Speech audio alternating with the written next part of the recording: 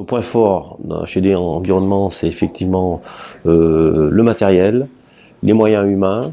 Donc dans le matériel, nous avons un atelier de 15 personnes qui réfléchit à des solutions sur la pénibilité et sur la rentabilité des chantiers bien en amont, avant de commencer le chantier. Ça peut être pas robotisé, mais mécanisé des interventions. Ça peut être aussi des solutions de confinement adaptées, comme du thermosoudé en propre, en interne. Voilà, ça peut être aussi adapter une machine comme on l'a fait sur un chantier sur Montpellier, adapter une machine qui est un broc télécommandé où on a adapté une lame vibrante pour décoller des plafonds. Donc on a des gros moyens matériels et gros moyens humains parce qu'on est plus de 300 opérateurs aujourd'hui répartis sur la France.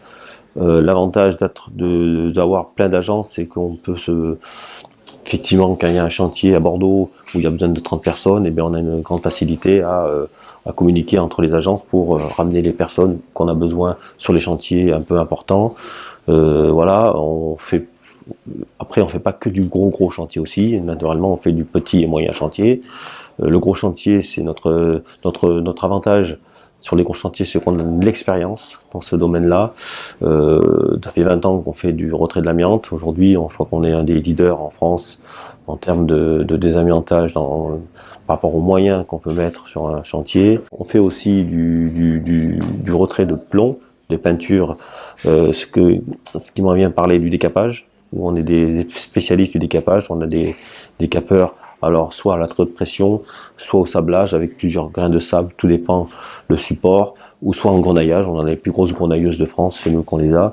Donc on fait du navire, du sous-marin, donc ça c'est des choses qu'on sait faire. On travaille aussi avec la SNCF, on a des projets de démantèlement de trains, donc dans du matériel roulant, donc c'est encore aussi du désamiantage un peu spécifique.